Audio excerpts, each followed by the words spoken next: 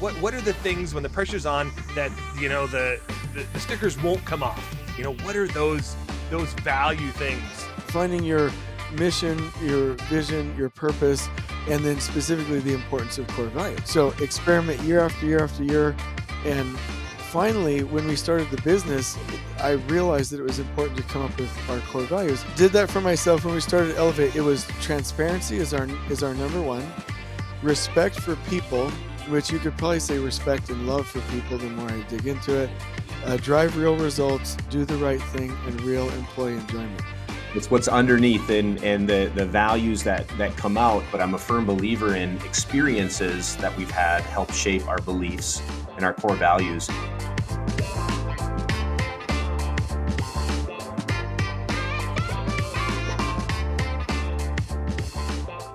Hello and welcome to this episode of the Lean Solutions Podcast, joined by your hosts, Shayne Daughenbaugh and myself, Patrick Adams.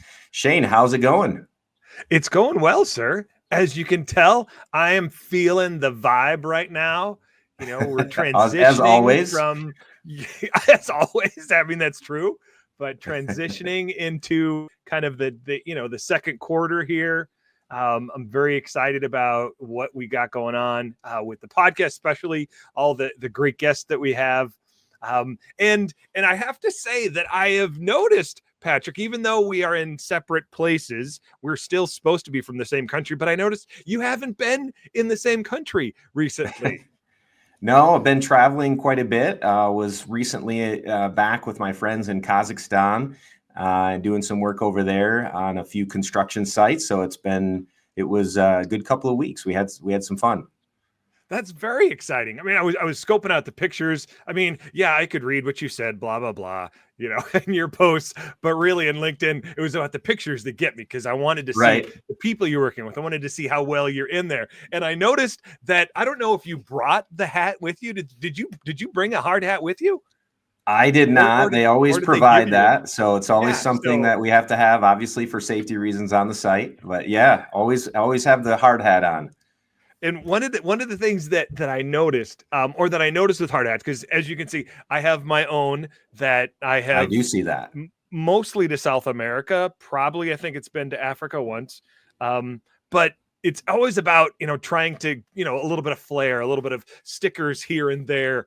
But there wasn't a lot of stickers on the hard hats there, in the pictures, at least, that I saw. So I'm going to ask a question, but I don't know, if it's going to kind of like go with it, but I'm curious. Throw it out there. Let's do it. You've seen, as I have seen in many construction sites, the hard hats covered with stickers, whatever it might be. Maybe it's union pride, maybe it's a safety award, maybe it's their favorite team, or just silly things like a pickle and sunglasses, but those slogans on there, they oftentimes kind of reflect a little bit of the personality. And that's what I was looking for, to see, like, who are these people that you're with, the personalities that they are. Yeah, very true. It's like a walking billboard for what they value or says something about what they value. Definitely. Right. And so, this is a great tie-in to what we're talking about here because of the guest we have and because of the topics we have. But when the pressure's on, what we value, what this kind of covers up the brain, but what is it that we value? And that's kind of where we're looking to go. What are the things when the pressure's on that, the stickers won't come off? What are those value things that we have? Yeah, that's so true. It's what's really underneath. Yeah. Yes. It's what's underneath and the values that come out in how they treat each other, how you treat the people that report to you, your peers, those above you. That's definitely, it sometimes is reflected in what you see on the outside, but sometimes it takes a little bit of digging to get there. And I'm excited to talk about that today. So Shayne, do you want to introduce our amazing guest? It just all worked. It's like this fantastic serendipitous. So we have today on the guest, Jason Schroeder is coming to us.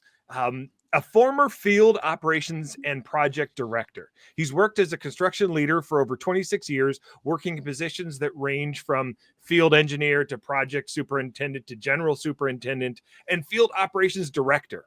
He's the owner and lead trainer of Elevate Constructions, a company focused on elevating construction throughout the world by providing insight, solutions, and training. His mission is to create respect in the field through trained leaders, which ultimately preserves and protects families in construction. He's the creator of the Field Engineer and Superintendent Boot Camps. Very exciting name there. These boot Yes. camps, which are immersive courses that train field leadership, which I love that idea. Jason Yeah. Schroeder also hosts the Elevate Construction podcast. He has a blog through elevateconstructionist.com.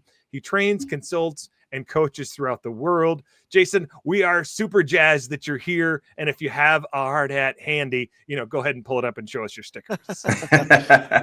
Well, thank you for having Welcome. me here. Yeah. Yes, welcome. Thank you for having me. I don't have a hard hat with me, but it is really nicely designed with branded stickers. So Very nice. yeah. Jason, I got to say, man, you are super active on LinkedIn, and I think someone that so many people look up to in the construction industry, the impact that your company is having, and just you as an individual, the posts, the things that you put out, and the stuff that you say, it reflects so much about who you are and your values, which is what we're talking about today. So we're just super excited to have you here, and excited to have, we don't talk about continuous improvement in construction very often. It's something that you don't see a lot, but it is happening, right? Can you tell us just a little bit about kind of what your experience in the construction industry and what you guys at Elevate Construction are working on? Yeah. And again, thank you for having me. The topic of continuous improvement in construction, I do think we're in our infancy, and we've been able to, and when I say we, I'm going to primarily attribute it to all the wonderful influencers out there that are doing that, and that who I learn from. But we're really trying to. Right now, we're at the grasp basic principles stage, right? As an industry, right? One piece flow, one process flow, visual systems, simple things like that. Even respect, like you all know in construction, even in North America, respect for people isn't a huge deal, and that's not to criticize anybody who's leading teams. It's just a part of the system, right? We all probably believe in blaming the process or the system, not the people. We are heading in an exciting direction, though, that I think you'll be really excited about. We are stealing and adapting, much to the chagrin of manufacturing experts, stealing and adapting the concepts to start implementing tack time, one piece flow, one process flow on projects, to really engage people with total participation with visual systems on the site. And we're actually to the point now where it's all looping into an overall system that can actually support the people. We've got quite a ways to go. I would say probably the biggest thing that's holding us back is that we're incentivized in construction to shed risk and to make poor decisions. And so this systems thinking part of this whole lean implementation is probably the biggest focus for us, because we have a lot going against us and a lot of contention out there. People tease me all the time, but there's this concept of the ninth waste, which would be lack of alignment, unhealthy conflict, in addition to not using the genius of the team. We have a lot of that. So we have a large mountain to climb. We're making great progress. And I would say one last thing, it's taken a mindset shift. And I don't know if you've seen any of the, not debates, but the healthy arguments back and forth between Nicholas Modig and me about what the flow unit is in construction. Even simple things like that will be the basis for us being able to translate it to construction. So that's my thoughts for you. Yeah, and I can appreciate that.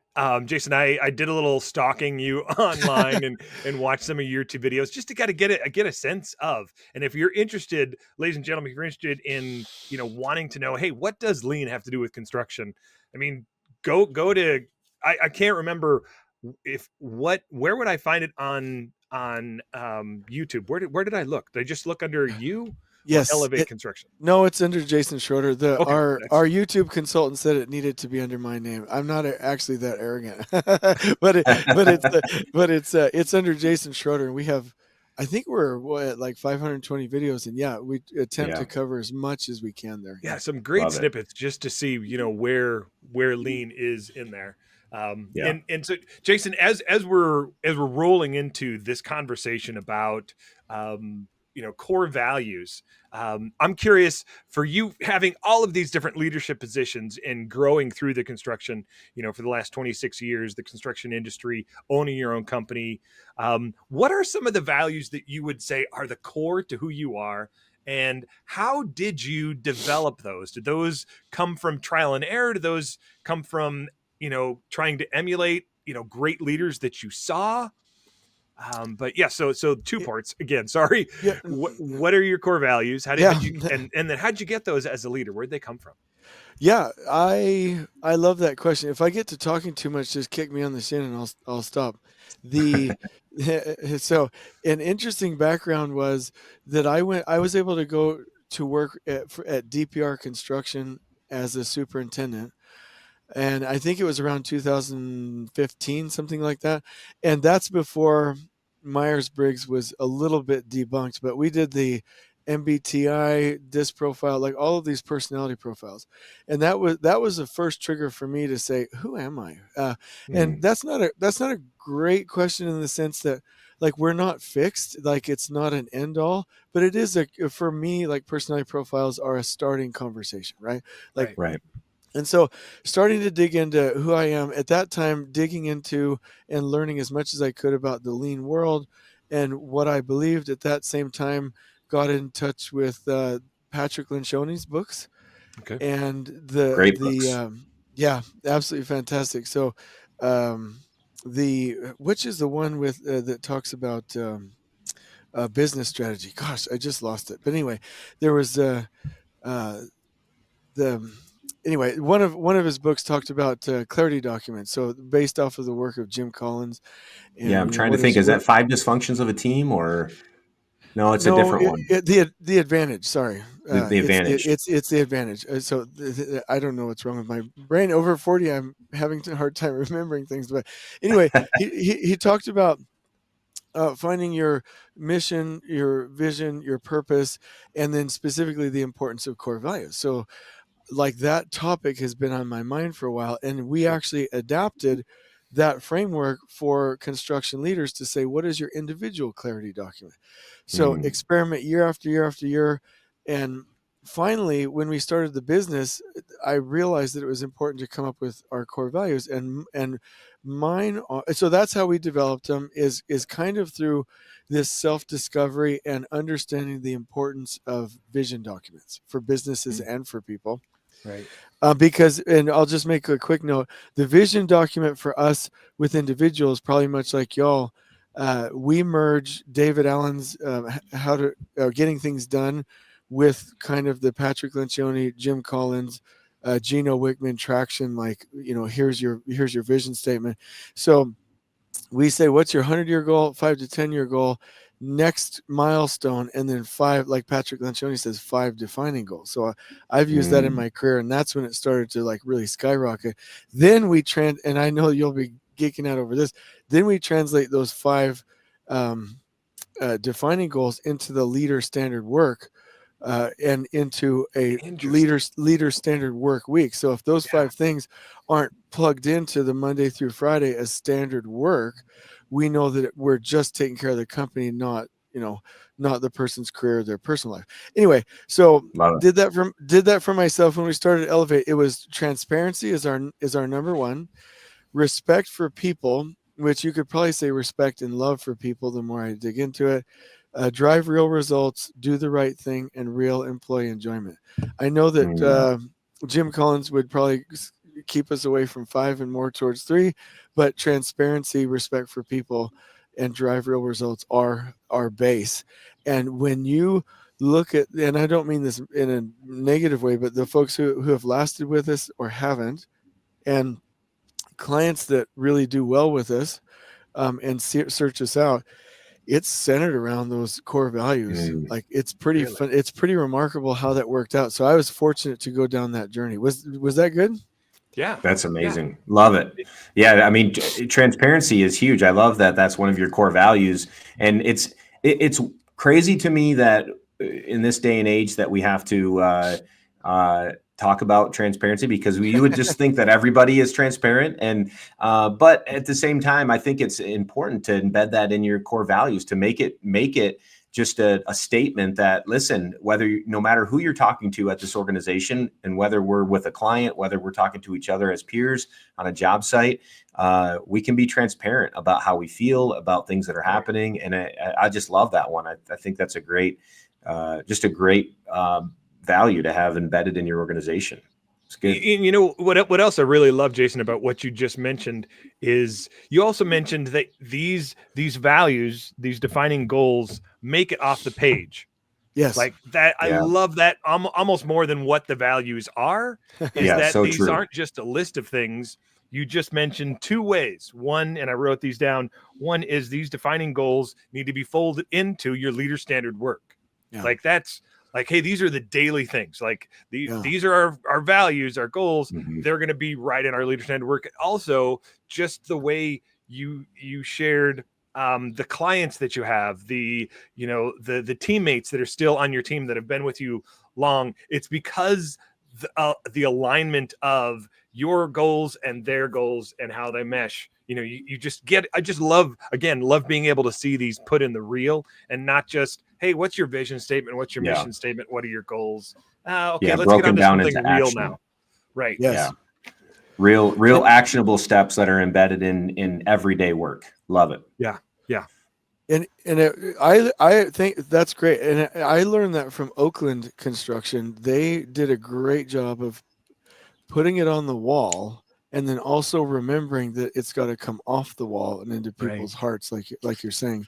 And Mhm. if you look at us, and this is not anything other than just data for anybody that's wanting to set their core values out there. It isn't bragging or anything else like that, but you can tell by watching us that we're transparent. Like anything that we don't have to fly to, we give out for free.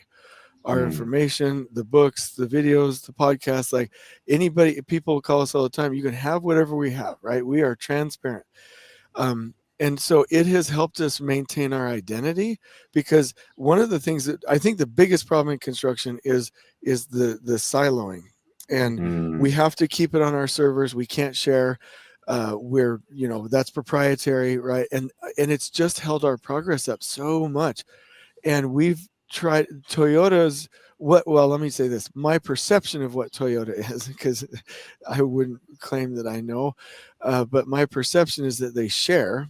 And if somebody's like, well, they're going to steal you, hey, I'm just going to keep going, and nobody's going to catch me. You know what I mean? Like, we're going to keep going. And so that's really helped us out. Real quick, I know we got to move on, but the other thing that was a huge realization for me, and I've got a long way to go on my lean journey, but I realized that, like, I can't think of a single lean tool, philosophy, theory, process, system that isn't a seeing system. Like, if you think about it, A3 is a seeing system. Going to the Gemba is a seeing system. Pole planning is a seeing system. Visual environments is a seeing system. Like, I can't think of anything that's lean that isn't a seeing system. And so the transparency has allowed us to actually head in the direction of being lean. Sure. Because that quote that says you can't manage what you can't measure, it hit me one day while I was visiting Germany, but you can't measure what you can't see. Yeah. Love it. So transparency is huge for us.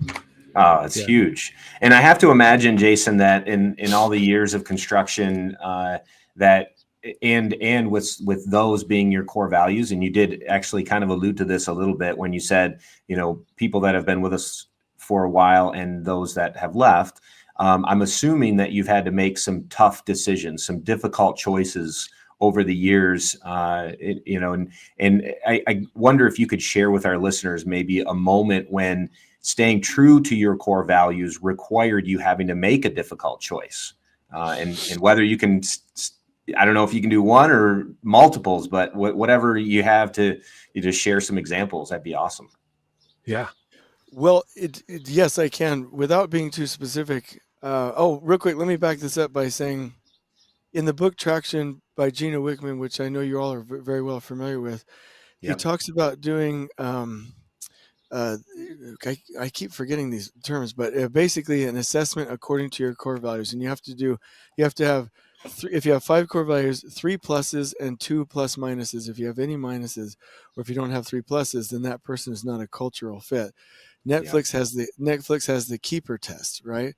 And so what we have done with every employee, a keeper test according to that evaluation, and it almost always comes down to it's always those 3. It's transparency, respect for people, or drive real results. A couple Sure. situations which I don't want to get too specific, but the Yeah. individual is great, but they wanted to stay home and work 35 hours a week and really not be that focused. And so, hey, that's fine. You're not bad, right? It's Yeah. just that doesn't align with us. It's not a big deal, right? Mhm. And we're kind of interesting over here, I would say. Probably odd to most people, but we take whether somebody considers it prayer or meditation or just connecting with the universe. We usually take like 30 seconds ahead of the meetings, and we just like try and listen and just quiet our egos and our mental processes and like unthink, right? The universe, the information I kind of felt from the universe when we were like taking 30 seconds one day was that there's actually not such a thing as like firing somebody. It's like there's plenty of work out there, plenty of companies, plenty of Yeah. places for people to go. It's really just about alignment. It's like if you're going to unplug from one outlet and into another, you're like, if you think I'm going to fire somebody, it's like you're unplugging them from the outlet and they have no power. That's Mm, not actually the way it is. They're going to plug somewhere else where they fit, right? that's right. So we don't actually look at it like it's a negative thing to let somebody go. It's really like, hey, you will be better off, you will be happier, we will be happier. Hey, and we're going to support you on your way. So sorry about my loss of memory there, but the point there is that really, in order for us to make the traction, we've got to be going in the same direction, and you already know that. Yeah. Yeah. So, Yeah. Yeah. Yeah. No, I think that's such a good point about, the fact that some people will self-select themselves out because they just yes, know that they're not a good fit, right? And sometimes as leaders, we have to make tough decisions because someone isn't willing to make that decision themselves, and it's not a good fit. But at the end of the day, you can't feel bad about that. You have to know that that person could probably be a value. They will probably add a ton of value to another company if they're in the right position, if they're in the right seat, and it's just not here. And sometimes that's the case, and that's a tough decision. I wanted to Right. stop real quick though, because I want to go back to what you said about this 30-second quiet time at the beginning of every meeting, and I wanted to sit on that just for a second. Have you read the book The Miracle Morning by Hal Elrod? no, I'll definitely check it Oh, out. you got to check it out, The Miracle Morning. I'll send it to you. It's a great book, but it talks about starting your day out the right way, and the beginning of that is spending time in quiet and in That's reflection awesome. and in quiet, whether it's prayer or whatever it might be. So it made me think about that, and I wondered if maybe you were embedding some of that into your business system. But I'll send you the book; it's a good one. And for those that Well, are listening, you got to check it out. So Interesting. sorry, I didn't mean to interrupt. So Keith Cunningham wrote a book called The Road Less Stupid, and Yes. yeah, and he says I have the book. that's awesome. He says do thinking time every morning, and that's kind of a merge between Keith Cunningham and like Eckhart Tolle and loving what is, and those thoughts. So I almost wonder if Keith Cunningham may have read Miracle Morning. So Hmm. that's fun. But yeah, Yeah. when we're overthinking as humans, we just find that we're not listening. So the listening, also you Patrick and Shayne, you probably teach your clients all the time that listening is lean skill in and of itself, right? And Massive. there's Yeah, it is. whether somebody is I don't want to be controversial, but whether somebody's religious or an atheist or whatever, there's something out there talking to us. Like even if you just go to the Gemba and like observe and listen, right, you'll just get sudden waves of information, and I just think that's beautiful. So that was the center for us. But Mm. I will read that book. That's awesome. I love So it. Love it. it's interesting. You're kind of bringing in a personal, I don't know, it's belief system into how you're working. You know, in the idea of, hey, I believe we should all stop and just listen for a bit. Yep. So I'm curious, you know, how your personal values, um, how you allow them to shape how you lead teams and make decisions. Like is because what I'm trying to do is even blur the lines a little bit more from, hey, there's the business me, and then there's the personal me. You know, we Mm-hmm. we want to be about, hey, this is just about business, okay? But we take ourselves from our personal things, from our family. We take all of that with us. You know, I don't know that there's this sharp dividing line. So your personal core values, again, we're talking about core values, but your personal values, how do they shape how you lead teams and make decisions? Like, what are some specifics for that, or some examples for that? I like that. Let me start out by saying, so that kind of takes me to like aspirational core values. Mm. I Okay. It's interesting, just a little bit of a background. So like I'm a huge fan of General Patton's tactics in war. Mm. As far as an individual and how he treated humans, probably not. But like as a war strategist, like very very like a huge fan, and I've learned so much from. In fact, it's so interesting if you download Patton's Standing Tactical Orders, it does not sound a whole lot different than Lean Theory. Uh, Wow. Really? going to the front line, taking care of your people, resting, using data, using Right. visual maps. Like it's just quite remarkable. Recently, I've had a couple of individuals saying, "Hey, Jason, you should check out General Bradley as well." Hmm. Omar Bradley. General Bradley created some of the military standards when it comes to welcoming soldiers, helping them to feel at home, to make help them to feel not as stressed. He was the soldiers general, right? The soldiers leader, and could and wasn't as good as Patton tactically and strategically, but knew how to get the same things done with his men in a positive way. And so one of the way I want to answer this is one of the things I've realized is that we just have to realize sometimes what our natural tendencies are, right? Like genetically or nature, nurture, whatever. I'm kind of more of a general Patton. Like if you go back and analyze me in my earlier years, I'm more dictatorial, more command and control, more like I already know what I want to do. And I've realized that that's not the way to lead, meaning like collaboration, providing the clarity and letting people figure out on themselves how they want to do things. And so the way the core values come in for me, respect for people is something we do, but it's also an aspirational goal. And Mm. so the self reflection for myself of like, this is kind of my natural tendency. This is my ego. This is my genetic wiring. This is like who I am naturally. I am Mm-hmm. using. I'm using these core values to rewire myself almost, or overcome those that natural genetic wiring. Or like I said, if somebody's from a religious background, fallen man or woman, or if you're an evolutionist, like your genetic wiring, right? And so like that 30 seconds is specifically put in there as a quality at the source mechanism to override my natural tendencies to say, no, we are about this as a team. We are all listening. All of our opinions are valued. And if I don't do that, then I haven't put myself into a system, into a process, into an environment that helps me to succeed. I don't know if that helps, Mm. if that answers the question, but let me say one quick thing. I've shifted from early on in my life to we can blame people, fire people, get rid of people, it's people's fault mindset, to almost radically to the um, we don't blame people, and that most of the problems in life is the system, the process, and then sometimes people are like Jason, people are bad, they go to prison. Okay, so system, process, behavior, culture, or genetic wiring, right? And if Hmm. we focus on those five, and we don't blame who the person really is, like their true self, their identity, their conscious, whatever you want to call it. Eckhart Tolle would call it the watcher, right?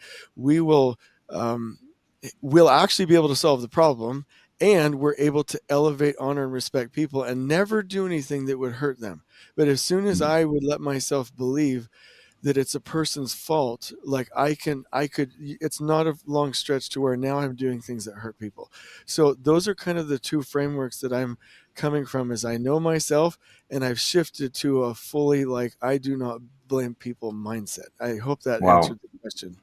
It So does. And I want to expand this just a little bit, or maybe dig in a little bit deeper on this, because I agree with you that there are definitely some innate uh, behaviors or values in us. But I also, and you mentioned this, but I'm a firm believer in experiences that we've had help shape our beliefs and our core Yeah. values. And it sounds like yes, you had some values or some behaviors that you've intentionally worked to change, yes, knowing that those were not going to develop the culture that you wanted to create at Elevate Construction and with your yes. clients or whoever it may be. Yeah. So, what are the specific experiences, or what are the intentional actions that you're taking, or that you did take, in order to change those beliefs or those behaviors? Like, what was it that happened that said, this isn't the right approach, we need to change to, or I need to change to this? What happened, and what did you do to start to create that new belief system? Awesome. I like that, and I'm right. By the way, if I look down, I'm writing things down because I don't want to have a brain skip anymore. But so so first of all, it's really helped me to really.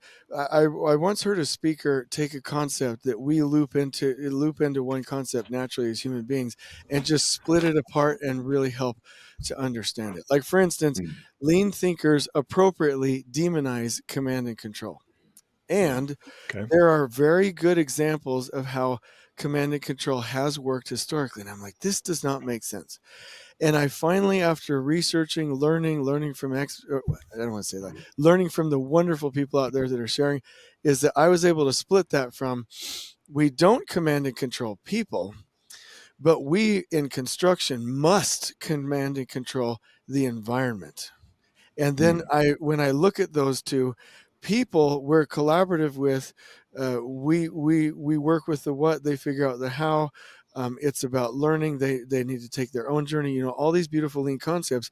But what I learned in construction is, if there's a chaotic environment, they can't do anything. And this is just as disrespectful Hmm. to people as command and control. So what I realized on construction projects, I must provide a perfectly clean environment. I must provide a beautifully organized environment. I must provide a safe environment, a transparent environment. And there is no negotiating with me about that. You will never be on a Jason Schroeder job and be unsafe, unclean, unorganized, or disrespect anybody. I'm not open to opinions. I'm not going to take anybody's feedback. That is how it will be. So I am like patent firm on this. But when it comes to treating people right, and this is why I do this, right? I'm like Simon Sinek all the way, right? Like, I am mm, just like, I will welcome you like you're coming to a restaurant. We will support you. We will share back and forth. Like, this is a truly collaborative environment. And so one of the things like, that's just one example. And understanding that paradigm, that love or respect for people, it's all the same thing. It answers all the questions, right? Why do we have nice bathrooms? Because we respect people. Why do we have a clean environment? Because we respect people. Why do we do barbecues to celebrate? Because we respect people. Why do we shake their hand? Because we respect people. Now, here's the key, and I hope I don't make anybody mad. Why do we not tolerate safety violations and literally stop the work until we get it right? Because we respect people. Why do mm, we require it to be clean? Because we respect people. So in one area I'm firm, and the other area, like, I'm just as loving and collaborative as my grandma, right? But they're all centered around this concept of respect for people. Now, I wasn't always like that. The two other answers that I have is, in order for me to overcome those things, I've had to be open to learning. So that's kind of like a secret weapon for me, and not be fixed mindseted, and then apologize a lot. Like, even in the company today, as good as I think I am and as much as I know, every now and then I'll get a little grumpy, or I'll be like stressed out, or I'll accidentally hurt somebody's feelings unknowingly. And I just feel like, for me, hey, it's okay that I'm not perfect. My North Star is I'm heading towards these core, I'm doing the core values and heading towards these aspirational core values. Mhm. And if I say to somebody, hey, I am sorry, I got a little bit, like, if I get into a team meeting, for example, and I'm like, we need to do A, B, C, D, let's go. Like, come on, Jason, like, that's not, come on, man. Like, that's not the best leadership. And I'll be like, oh, hey, team, I'm sorry. I'm in my fear brain right now. I'm in my alligator brain. Right. All right, let's just pause. What do you think? Let's do this the right way. So apologizing a lot has been huge for me. And I think that those three things, understanding, like really digging in on concepts to where I truly understand the differentiation, continuing to learn, and apologizing when I get it wrong, has been my way of shaping those experiences. So, for what it's worth. Yeah. It reminds me, and I've said this multiple times, and I'm quoting you, Patrick, for this, that lean is a practice. It's not an end event. It's not, a reached goal. Lean is how we practice life. And Jason, that sounds like that's what you're doing. So I'm just to go off of that just for a little bit, or to sit on that, as you said. Can you think of people that kind of shook you up just a little bit? Because what we've just talked about is transitioning from that which I have preference to. This is how I typically behave and act. But because we are thinking beings and reflecting beings, that we can actually stop and go, okay, did that really serve me well? Can you think of people along the way that might have shook you up just enough, or showed you something just enough to make you go, maybe that doesn't sit so well? Because I have, as I'm asking this question, I have these faces. I don't even remember names anymore, but I have these faces, on construction sites, or in class, or, on a project for whatever. But there's faces that did something, that said something that made me go, oh yeah. So I took this away. I took this, Yeah. this respect, or I took this core of, whatever it is. So I'm curious if you have that as well. I think I have too many to pin it down, but I'll give you an interesting experience. When I was a superintendent on the Bioscience Research Laboratory down in Tucson, Arizona, I went to, we did so many cool things because of the company and the environment and the team, so I'm not taking credit. But we went to, I think it was 2017 Lean Congress, LCI Congress, and went there to present. And Patrick Lencioni was the keynote that year, and he was like, well, let me actually back up. I had read his book, The 5 Dysfunctions of a Team, and he's like, healthy conflict. So I read the book, and I'm like, woohoo! Like, I have full license to like go tell everybody anything I want, right? Like, I'm jamming, like, so I'm like just loudmouthing all over the place, and I get in trouble. I remember and I'm not proud of this, so I'll use this as a transparent example of what not to do. One time, like in construction in Arizona, you've got to get the air handlers in hand, is what they call it, meaning not operating by the building management system, but in hand, blowing cold air in the hot summer months. And I said, I was just working with the mechanical foreman. Wasn't getting it. Finally, I was just like, if you don't get those effing air handlers up by July, I'm going to kill somebody. And like that's like that's just something to say for me, but somebody on the other end of that, like, that's a threat. You know what I mean? Like, that's Right. that's no bueno. So Yeah. I get a call from the project director, and he's like, hey, what are you doing? It's so like, I get in big trouble. I have to meet every week with the owner of the company for him to feel safe. Like, it's a big deal. I go to the 2017 LCI Congress, and Patrick Lencioni's describing healthy conflict, and he's like, if this is hell and this is false harmony, false harmony right here. We just want to inch people along to the center, and if you ever step over, the team will get you back, but you want to balance here. And I was like, oh my gosh, okay, I understand this concept. So like, I'm like a radical implementer. You tell me something, I'm gonna go right. And that's why I say learn and then apologize. There Right. have been so many of those situations where it's like, no, Jason, like, kudos for starting, but no, we're not there yet. And then get a little bit of a slap on the hand, and then get back to where I need to be. And then I understand what healthy conflict is. Healthy conflict is creating a trusting environment where everybody can speak up and it never becomes toxic. It's literally just where we're encouraged to speak up. I get it now, right? I'm sorry, right? And like, so that just happens to me over and over. But I will say there's two concepts that I want to talk about, and I hope I'm not going too much. But like, one thing that I No, try no. and communicate is all lean practitioners or influencers have screwed it up 10 times before they got it right. The first 10 gamble walks we all did were all horrible. The first 10 meetings we ran were all garbage. The first 10 pull plans we all did were just gut wrenchingly difficult, right?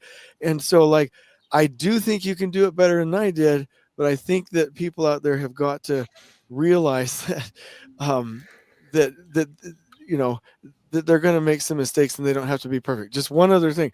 And I've been wanting to say this a couple of times, is like, when you look at like, Paul Akers and Toyota and uh, just lots of lean influencers around the world, it's not just you tell somebody something and everybody gets it, right? There's Right. a little bit of tenacity in there. There's a little bit of authority in the stew. There's a little bit of, there's a 1 to 5% of the people that will rebel. What are you going to do about that? Like, there's, it's not butterflies, kittens, and rainbows. And I love butterflies, kittens, and rainbows, but it's lean is like a lot harder from a change management standpoint than people I think.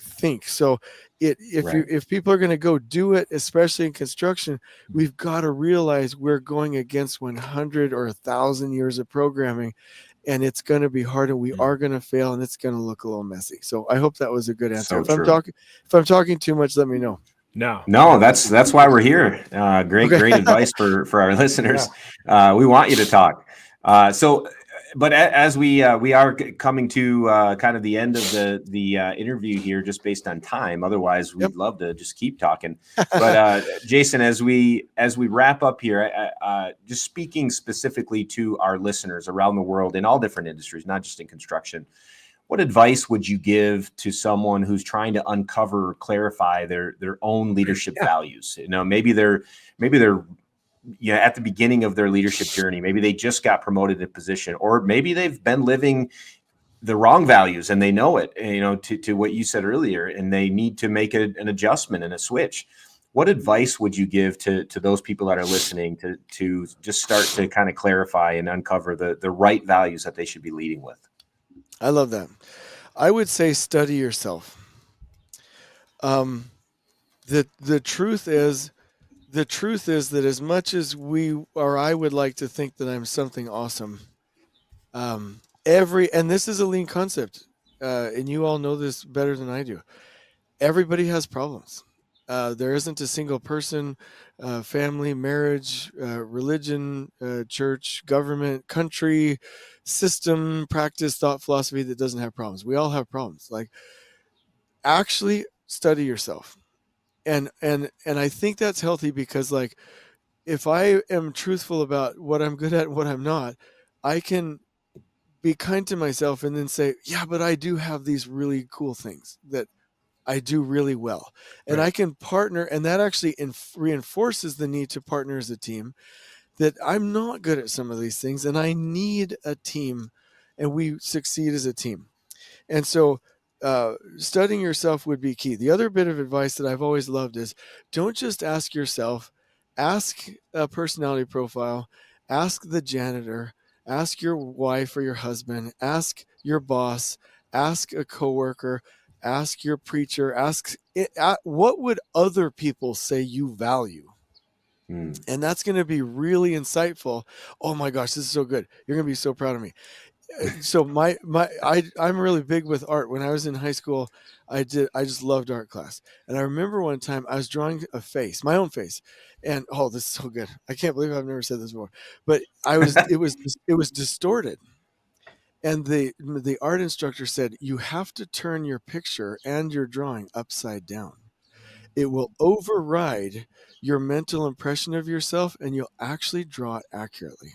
Really? Yes. Wow. And so anytime in art school, I had to draw my own face, I had to take a picture and turn it upside down. And my daughter the other day was doing that with a picture, and she's like, the chin's not right. I was like, honey, turn it upside down. And she nailed it. And Wow. the point is, we see ourselves in mirror. We see like, if you look at me closely, like one of my eyes is higher than the other. I don't like that, right? And so when I go to draw myself, I'm drawing them low. That's distorted now. But if I turn it upside down, that's Jason, right? And so if you ask other people, you'll actually turn the picture upside down, and then, really, like, get a good picture. And the third thing that I would say is, I'm going to Eric Thomas on this. What do you want? He says in these wonderful videos, don't wake up like an accident. What do you want? What do you want to drive? What do you want your marriage to look like? What kind of car, what kind of career do you want? Who do you want to be? How do you want to live? Right. And bring that into the conversation of core values. And what I realized, and I'll close out with this, is that a lot of who I thought I was early on is fake. It's a facade. It was a mask. I was trying to be General Patton when I'm really, and I'll throw you with this one, I'm really my 5'4" sweet curly haired grandmother that I grew up just loving and adoring, that was just so kind to me. At my core, I'm a sweet, loving, supportive person. And so I had to take what the industry wants from me and actually just detach from that and say, who am I really? What's my mission in life? When I'm done, what's the legacy I want to live? And if you do those three things, I think somebody can actually map out their core values and then literally just start watching it in action, and you'll know really quickly whether or not it's your core value or not. So Wow. That's Great awesome. advice. Love it, Jason. What an amazing episode. Love just the conversations. I think probably there's a ton of people that are contemplating and wondering what next. I would say we're going to throw, I know Shayne mentioned earlier about your YouTube channel. We're going to put your YouTube channel, LinkedIn, your podcast. We'll put links to all of that in the show notes. So if anyone's interested to grab some more information about Jason Schroeder and Elevate Construction and all the amazing work that's happening to embed continuous improvement principles and values into construction, but also applicable in all different industries, because you guys are taking some things, you're tweaking it, and which is what everybody should be doing, and making it work for you, not necessarily putting a square peg into a round hole, but make it round. So and Jason's doing that. Yeah, go ahead, Shayne. And Jason, you also mentioned a book, though, right? Did I hear that correctly? Because I also want to, if there is a book involved, I want to make sure we put that in there in the show notes for people to be able to, I can get you the link, article or whatever. We have multiple books. I can just real quick: Elevating Construction Superintendents, Elevating Construction Senior Superintendents, which is about building teams. The Elevating Pre-Construction Planning, which is how to plan a project according to the first planner system, and I'll mention three more. Tact Planning, which is how to create a production plan on a rhythm. Tact Steering and Control, which is how to recover from delays without hurting people. And then Elevating Construction Foreman, which is how foremen work inside the system. So we have multiple books. The best thing to do is to check out The Art of the Builder on Amazon, and most of that stuff is out there for free if you can't afford the book. So it's pretty cool stuff. Love it. Thank you. Yeah, and Jason, you said this earlier, but Jason is so willing to share. I know you've shared many things with me, and so again, just appreciate everything that you do for the lean community, for people, for the construction industry, just continue doing what you're doing, because it's definitely making a difference in the world, and we appreciate that. So thank you for being on the show, Jason. We really appreciate it. Yeah, absolutely. And can I say one thing real You quick bet. as we close? I just want to leave everybody with this. Knowing that human beings have problems and make mistakes and that we're flawed isn't insulting. It's actually, and in my opinion, the ultimate form of respect, because like Hal Maycomer one time told me, he said, we've engineered failure out of planes. Planes can fly themselves, right? So we've respected pilots and passengers now. We'll really be lean when we engineer out the human error in these processes and systems, while also leveraging the genius of human beings.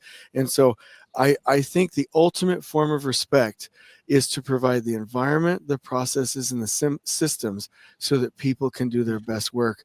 And that's just my closing comment. So that's what we're trying to do. Love it. Thanks again, Jason. We appreciate you being on the show. Absolutely. Thank you so much. All right. Thanks, guys.